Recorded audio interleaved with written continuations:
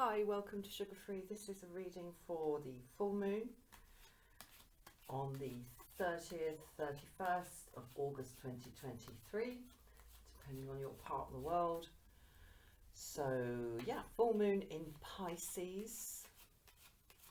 Very nice.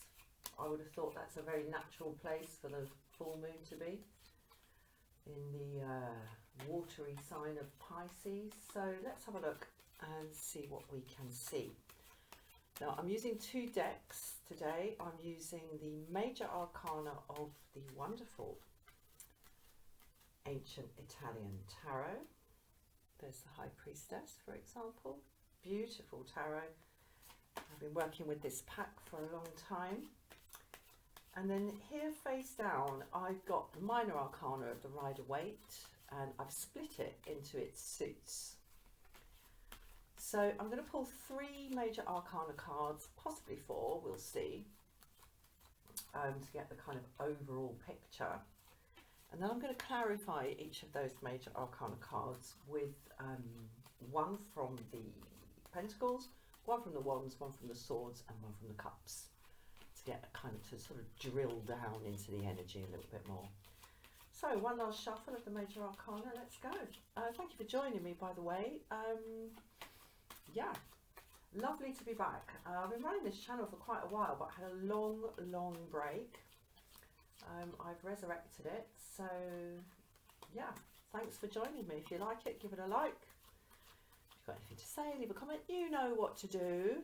And the YouTube algorithm thrives on interaction, so anything you want to do, even if it's a thumbs down, knock yourself out and make some contact on that front. So wonderful. Okay, I said one last shuffle. This is the last shuffle. Ooh, one nearly jumped out there. Okay, right, so I'm going to split the pack into three. Right, yeah.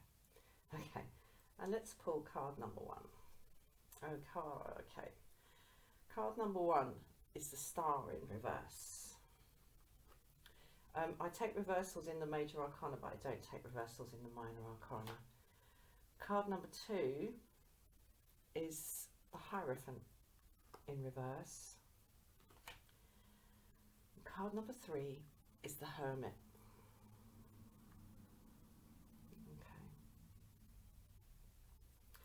Right, first thing I'm getting off this straight away is whatever hopelessness and kind of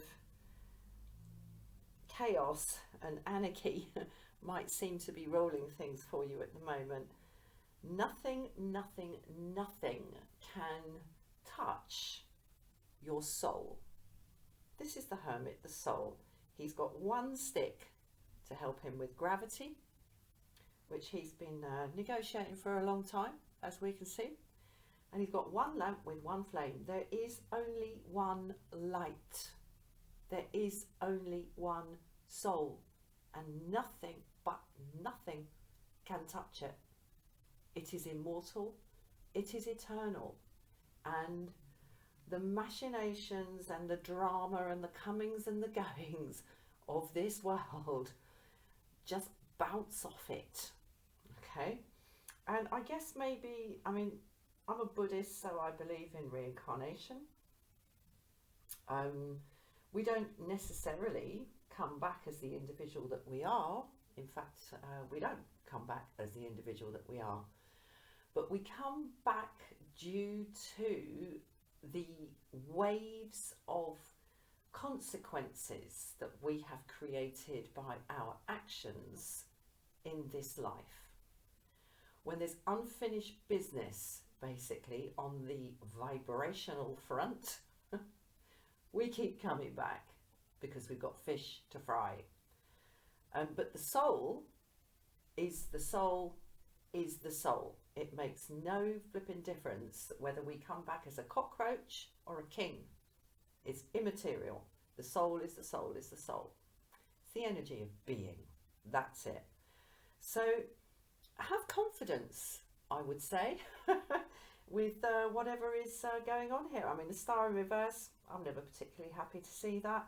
The star representing hope, faith, and a kind of enduring sense of direction, sense of travel, forward motion towards the North Star here. When it's in the reverse, things are perhaps a bit discombobulated. There's a sense of vulnerability. There's a sense of exposure. Yeah, so not great. The Hierophant in the reverse is the sort of the upending of social and moral mores and norms. So perhaps something has been going on that's really turned everything on its head, and created a kind of a sense of shock for you. That's what I'm getting from this. The Tower's not on the table, but Tower energy has been around for quite a while in a lot of my readings. And the Star, card number 17, follows the Tower, card number 16, obs. So it looks to me like something's happened that's kind of thrown the cat amongst the pigeons, if you like, or the fox in the chicken house. And everything's kind of running around in a bit of a panic, okay? And that's why I'm so pleased to see the Hermit here in the upright, because this is the soul, is the soul, is the soul. None of this kerfuffle, none of this pandemonium, none of this panic energy, none of this sense of desolation and hopelessness, none of this sense of the world having gone mad, basically, can touch this. So we're in a safe place, deep down inside, however we might be feeling about things. Right, let's start clarifying. Star in reverse. Let's pull one from the Pentacles. Okay, Ten of Pentacles. So whatever's going on here, creating this sense of sort of helplessness and hopelessness and vulnerability, is something to do with family. It's something to do with the wider establishment of your life. Your home, your job, your genetic connections, and your non-genetic family connections as well. It's a biggie, and I guess that's why it's rocked so hard. You know, it's not one little area of your life by the looks of things. It's or of life. It's pretty wholesale, whatever this is with the Ten of Pentacles. But the soul is the soul is the soul. Yeah, there we go. Five of Wands. Oh my God. You know what I see when I see this card? What comes to my mind is a bunch of siblings. This is like a bunch of siblings, all of equal stature, and maybe even quintuplets. Okay, yeah, all fighting over who is mummy's best boy. Right, that's what's going on here. It's a battle that can never be won, and it's a battle that is absolutely just useless and exhausting to fight. It's ridiculous because you can't win, and if you can't win, you can't lose. And it's competitiveness. It's sort of wanting to be first in line when the last pie is handed out from the fridge or something. It's just ridiculous. It's petty squabbles that lead to nothing, and they are essentially based on nothing. We all get into these, and the reason we get into them is because we feel insecure. Okay, our pride and our sense of importance in a hierarchy is threatened and compromised, so we go into battle. And yeah, petty squabbles, unwinnable, stupid little wars. It's exhausting. It's exhausting, and I'm really picking up a sense of exhaustion off the Star in reverse here.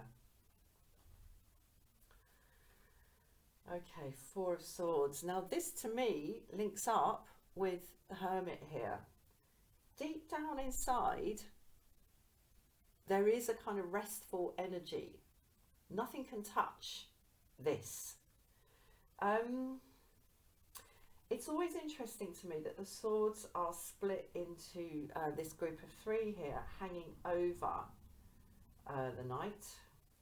and there's 1 here. So the Ace of Swords underpins this figure here. The 3 of Swords, with all the pain that's involved in that, are kind of waiting to drop. It's like not waiting for the other shoe to drop, but waiting for the other swords to drop.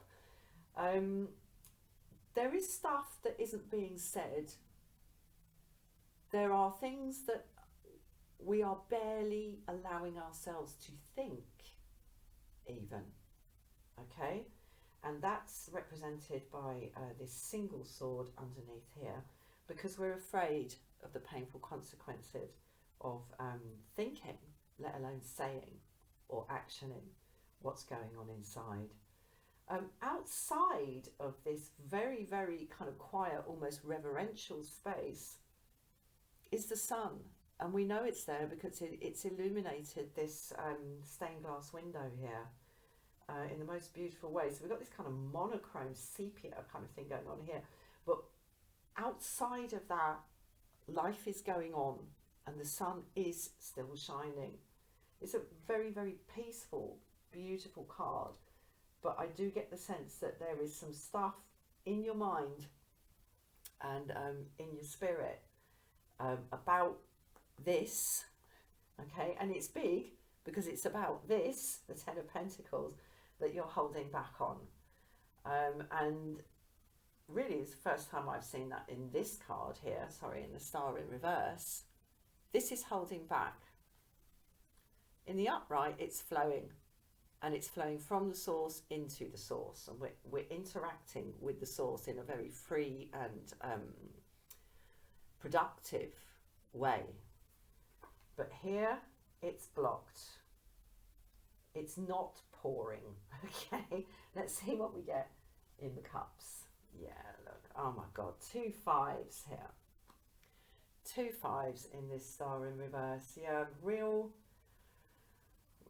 grief, but as we saw here in the 5 of Wands here, this petty, unwinnable war, this silly sibling quarrel, so to speak, there is grief in the 5 of Cups, but 2 cups are still standing, and you can stand there for as long as you want, essentially wasting the energy of these 2 cups while you survey the sad sight of the 3 cups, the 3 of Cups, scattered around and destroyed, or just, you know, on their sides, unable to hold the wonderful fluid of love that is within them.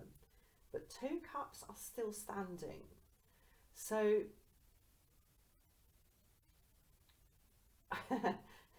don't waste too much time enjoying going, oh God, look what's happened, the 3 of Cups has fallen over. All right, because somebody else might come in and whip those 2. They're still standing. It is still possible for love to exist within this situation, but it's hard. It's hard. But this has a limited shelf life for me, especially in this reading, this 5 of Cups. It can be a little bit delicious to sit and bemoan one's fate, okay? It's called self-pity. It's very unattractive. Okay, you won't like it here, all right? If you're after, you know, what one of my favourite readers calls rainbows and unicorns, if you're after that, you're in the wrong place, all right? I call this channel sugar-free because I don't want it like saccharine and sweet, because not all of life is. Right, let's pull on the Hierophant in the reverse. Okay, 8 of Pentacles. I'm going to carry on. 2 of Wands. Ace of Swords. There it is. I told you it was there. In the mausoleum of the 4 of Swords. And the Page of Cups. Okay. Right. The Eight of Pentacles, in one other deck that I really, really like, the Eight of Pentacles is represented by a spider in a web. And the Eight of Pentacles is about the actual delivery of something that has been kind of in the potential for a period of time. And that's the Seven of Pentacles, where you've got those pentacles growing like great big, what are they called? Oh, God. What's that fruit that you get at, pumpkin, that's right. Okay. I've been through my own tower moment recently, so I'm a little bit not up to speed. You've got the Seven of Pentacles with the pumpkins growing and ripening. Here, in the Eight of Pentacles, we're actually talking about productivity through our own work, not just through the forces of divine timing, so to speak. This is kind of getting hold of the matter of divine timing and saying, okay, divine timing is one thing, but action actually needs to be taken here. And I need to like pull my big boy pants up and big girl pants up and actually crack something out here, because actually like make this happen, because if I don't, no one will. So this is about taking action. Two of Wands here similarly is about taking action. It's the choice to move in a particular direction with something in an attempt to bring about a particular result.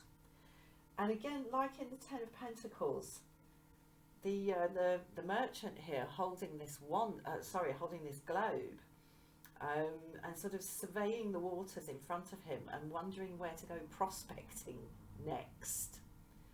And you know, it's a big project that could be being unleashed here, but you know, this is minor arcana energy. There is not a whole heap of major arcana kind of project progress action on the table, but I am going to pull one more major arcana at the end just to kind of seal off the reading. I'm also struck by the fact that this wand here is bolted, so this has been secured. Something has actually been secured. The Ace of Wands, that is not going to fall over if he holds on to this next one. So there's a wonderful kind of opening energy here, and you know, fresh prospects, fresh markets to conquer, if you like, along with one's own action here in the Eight of Pentacles.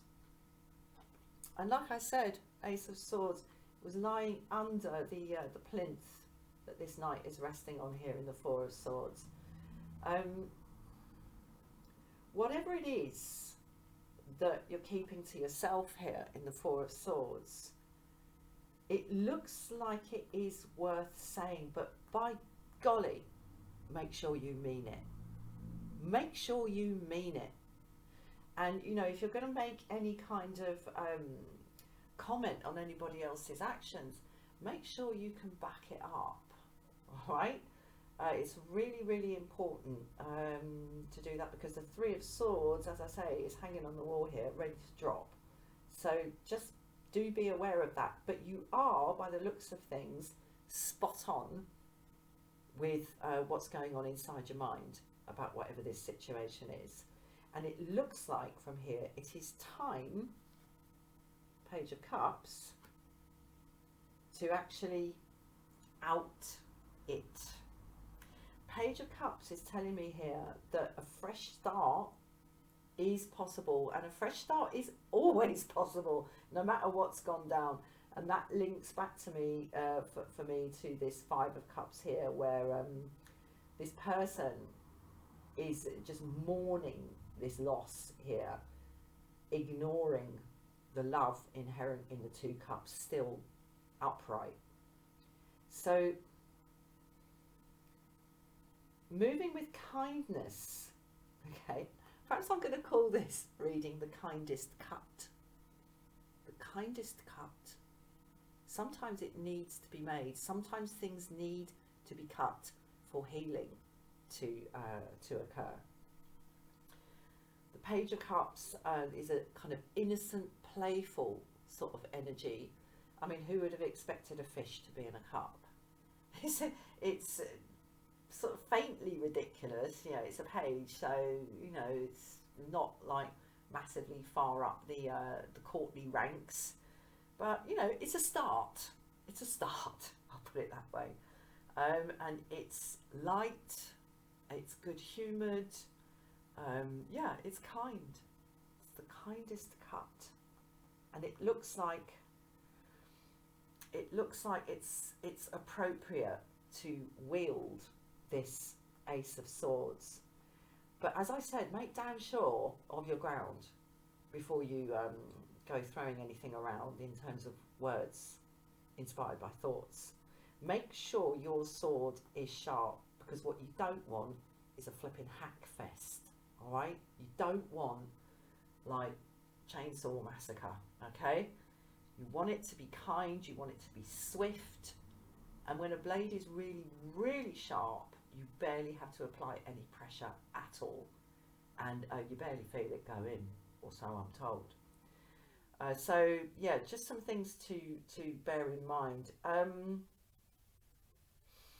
Okay, let's move on. Hermit. Okay. Oh dear, lots of reversals here. I've got, oh no, I'm not taking reversals. Sorry, silly me. We've got the Three of Pentacles here.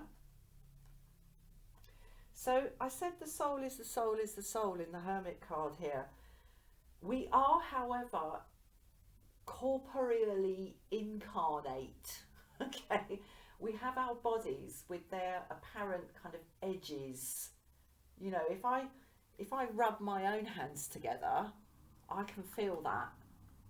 But if I rub somebody else's hand, only they can feel the other hand, right?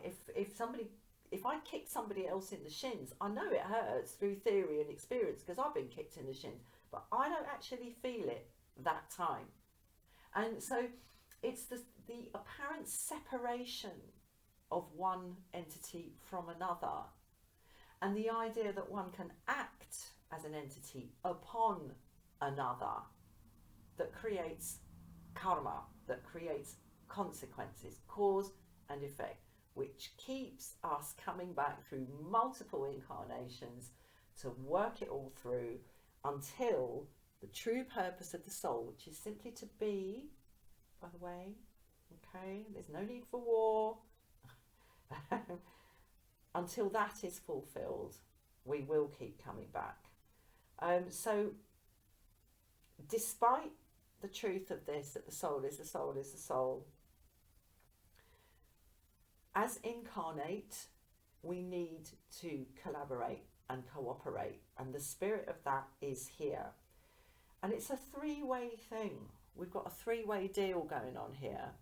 We've got the monk who's commissioned the work at the monastery. We've got the merchant who's funding the work at the monastery, and we've got the worker here who's actually carrying out the work at the monastery and is being paid, probably not the full amount, but is being paid by the merchant via the monk to do this work. So this is yeah, collaboration, and everyone playing their part here in the Three of Pentacles. Everything's got its place, everything's got its role, and there are different factors that need to come together in order to actually make something happen.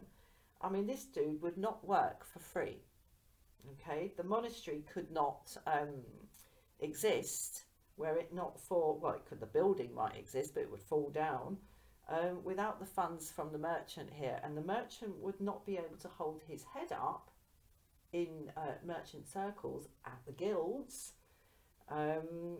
if he was not making some sort of contribution to the wider life of the community via payments to the monastery. You know, he gets to look good by bunging God's representatives in the monastery a bit dosh from time to time so they can keep the place up nicely. It's good. It's like what goes around comes around, and what you put out you get back. So everyone's gaining from this situation, and there's collaboration. So that's wonderful, wonderful. Everyone playing their part. That's what I'm getting really strongly off this today. Okay, Knight of Wands. So we've gone from the Five of Wands to the Two of Wands to the Knight of Wands. I'm going to keep going with that because there's something kind of a bit flashy about this, to my mind. There's something a kind of maybe slightly rash or potentially rash in its upshot, or rash when you view it in retrospect, in hindsight. There's something rash about this action here. It's very visible, it's probably quite noisy, and yeah, something rash and flash in the pan here. So let's keep going. Oh God, I don't believe it. We've got the Five of Swords now. Okay, the Five of Wands over here. Yeah, take care with this, I would say, that whatever you do in this situation, it does look like, I mean, the main kind of doing energy here on the table is thoughts and words and arguing. Okay, we've got three fives. I can't think straight. We've got 3 5s on the table here. If you rush in going snicker snack and like flailing this blade left, right and centre, which the energy of the Knight of Wands suggests to me there is the potential to do, you might end up looking like this very unsavoury character here, who's basically gone around the battlefield after these people have absolutely exhausted themselves, picking up the swords, going, I won, look, I've got all the swords. Okay, you know, false victory, if you want to call it that, but I think it runs deeper than that. And it's no surprise that the number of swords, this kind of, what kind of, well, word hypocrite comes to mind first. You know, he hid at home, mate, while this battle was going on. And then he's come out, like, wiping the corners of his mouth from the meal that he's had, safe under his roof, probably cooked for him by his mum. Not that there's anything wrong with that, but he's holding 3 swords. So however triumphant he can go around, and all the other people will go, oh, look, he must have done well in battle because he's got 3 swords. No, he's just gone around picking them up from other people and making it look like he fought. And there's great sadness eventually down the line for this character. He is holding 3 swords, which is, you know, the card of heartbreak. So you don't want to end up looking like this dude. All right, I'd rather be one of these people who genuinely fought, who was on the battlefield, who were on the battlefield and flipping well meant it, rather than this character here. There's nothing but heartbreak in this behaviour. So make sure you know what you're doing if you're going to do anything, because, you know, this sort of da-da-da-da kind of character here in the Knight of Wands, coming in on his beautifully decorated horse with his like flourishing, like flappering plumes on his armour and everything, really could end up being this entity here. So just flipping well make sure that the blade is sharp and the message is light. Okay, right, and oh, look at that, we started with a 10, we end with a 10 of Cups. How lovely, how absolutely lovely. Now this is a reminder for me to make sure that the end goal of whatever it is you're doing is good and is about connection and collective well-being. Yeah, so we've got 10 of Pentacles here, 10 of Cups here, beautiful kind of resolution energy, and establishment of well-being. They're both, I mean, all the tens are like the World card in the major arcana, the end of a cycle, the end of an endeavour, and the space opening up for perhaps a bit of a breather and then some kind of new project. But it's wonderful. I'm so pleased to see that the Ten of Cups, it kind of rounds this off nicely. It is possible, okay? This is the nature of what's not necessarily caused this problem, but this Ten of Pentacles is the arena in which this disappointment, this conflict, this kind of withdrawal here, and this kind of need to take some action here in the Eight of Pentacles, or the prospect of taking some action, all this drama on the table here, this whole narrative is rooted in the Ten of Pentacles. So this is a big kind of, whatever this is, it touches every aspect of your life. So it's wonderful to be able to end this reading, or end this part of this reading, with the Ten of Cups, showing that unity, peace, and a happy home is actually possible. I think in any endeavour, especially when it's complex and especially when it's highly emotional,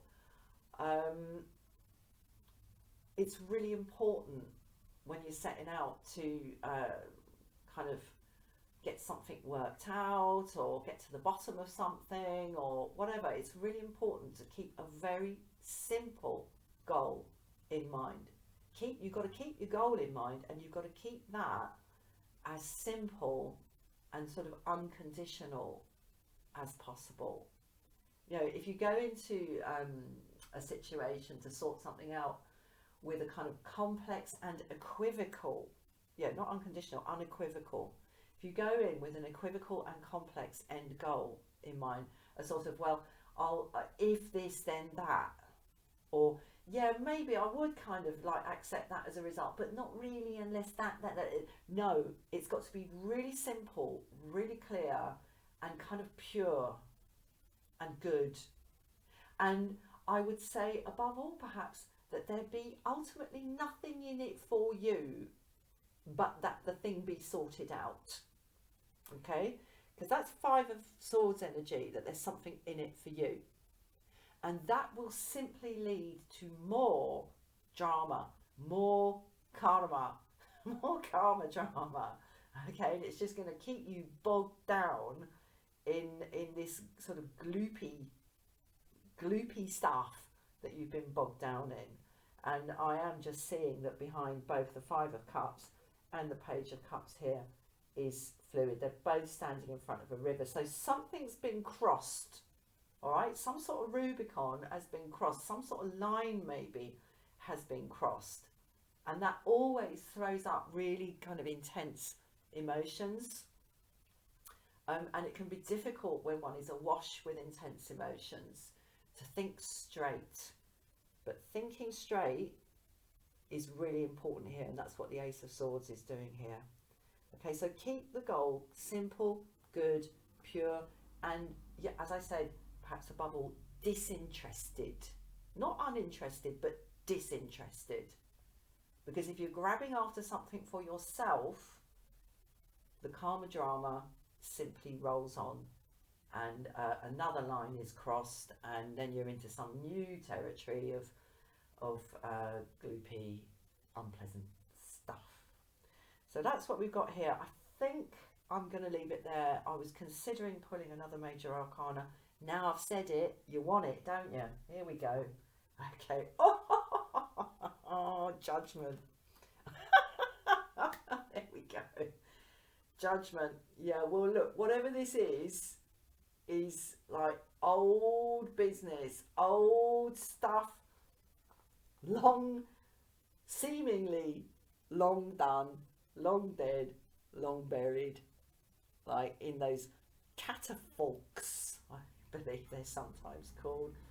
Okay, and it's all coming up again for review. So whatever this is, it's flipping big. And what I was saying here about the Ten of Cups and making sure that the goal, the end goal you have in mind is really simple and really unequivocal, and that there's nothing in it for you. This really, really does echo that, the Judgment card, because the Angel of Judgment here, blowing that flipping trumpet, and it brings to my mind the story of the fall of Jericho, the walls of Jericho, and how they came tumbling down with the sound. This sound awakens the dead.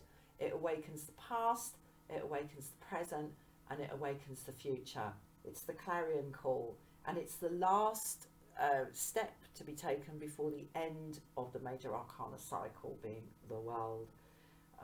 We do have quite a lot of endings on the table here in the Ten of Pentacles and the Ten of Cups, but we also have quite some territory to engage with and negotiate before we get to that.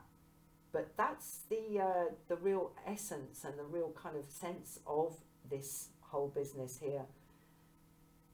If you have impure intention around whatever you are setting out to do in this Eight of Pentacles and wielding this sword here in the Ace of Swords, snicker snack, if your intention is complex, overly complex, conditional, equivocal, or nasty, basically, it will come out in the wash, along with whatever you think are the rights and wrongs of other people's actions. That will come out in the wash too.